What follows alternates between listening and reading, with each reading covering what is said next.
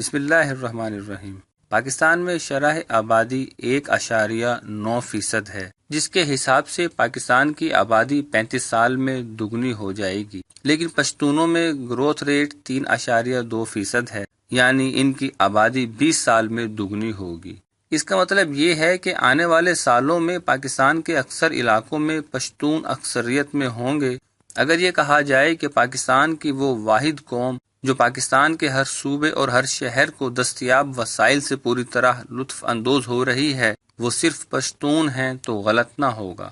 پشتون قوم پاکستان میں سیاست، میڈیا، عدلیہ، قومی کھیلوں، پاک فوج سمیت تمام اداروں میں پھیلی ہوئی ہے۔ OGDC جیسے اداروں میں جو پاکستان میں سب سے زیادہ تنخواہیں دیتے ہیں میں سب سے زیادہ تعداد پشتونوں کی ہے۔ بھارتی اور افغان انٹیلیجنس نے پاکستان کے خلاف اپنی پراکسی جنگ کا آغاز پشتونوں کے علاقوں سے کیا، کیونکہ وہ افغانستان کی سرحد پر واقع ہیں اور ان میں گھسنا آسان ہے، نیز وہاں پاک فوج موجود نہیں تھی۔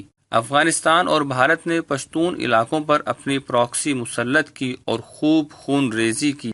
تب پشتونوں کی بقا کے لیے پاکستان نے اپنی تاریخ کی سب سے بڑی جنگ لڑی۔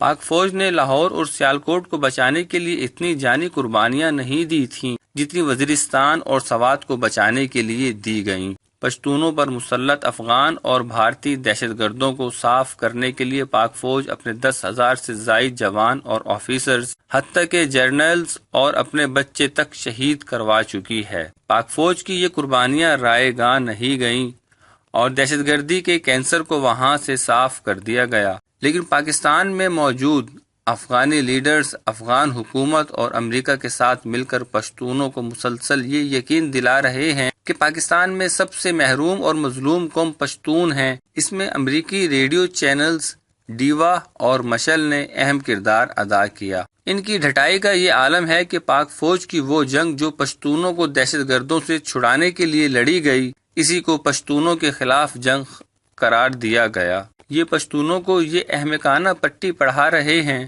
کہ ان کی بقا لوئے افغانستان بنانے میں ہے اور پشتونوں کو پاکستان سے الگ ہو جانا چاہیے۔ یہ لوگ پاکستان کے 6.5 کروڑ پشتونوں کو 1.5 کروڑ افغانوں کے حوالے کرنے پر بضد ہیں۔ برسبیل تذکرہ، افغانستان پشتون خاص طور پر پاکستانی پشتون کے لیے دنیا کا سب سے غیر محفوظ ملک ہے اور دنیا کا واحد ملک ہے جہاں جانے کے لیے پشتونوں کو اپنی جانوں کی ضمانت لینی پڑتی ہے۔ افغان پشتونوں کی حالت افغانستان میں تباہ ہے۔ افغانی پشتون تعداد میں 1.5 کروڑ ہونے کے باوجود فارسی بان اقلیت کے محکوم ہیں، اور مزیدار بات یہ ہے کہ اسی فارسی بان اقلیت کو پاکستان میں مقیم نام نہاد پشتون لیڈر سپورٹ کرتے ہیں۔ وہاں وہ پشتونوں کے حقوق کی بات کبھی نہیں کرتے۔ افغانستان کی افغانی ملیشیا جو تقریباً شمالی اتحاد یعنی فارسی بانوں پر مشتمل ہے، افغان پشتونوں کی عزتیں، جانیں اور مال سب کچھ لوٹ رہی ہے۔ جب پشتونوں کو دہشت گردی کے عذاب سے نجات دلانے کے لیے پاک فوج کا پہلا دستہ دیر میں موجود خوارج کے گڑھ لال قلعے کی طرف بڑھا تو اس کی قیادت کرنے والے پنجابی میجر غلام رسول نے اپنے سر میں گولی کھائی اور اس کے ساتھ جوانوں کو ذبح کر دیا گیا۔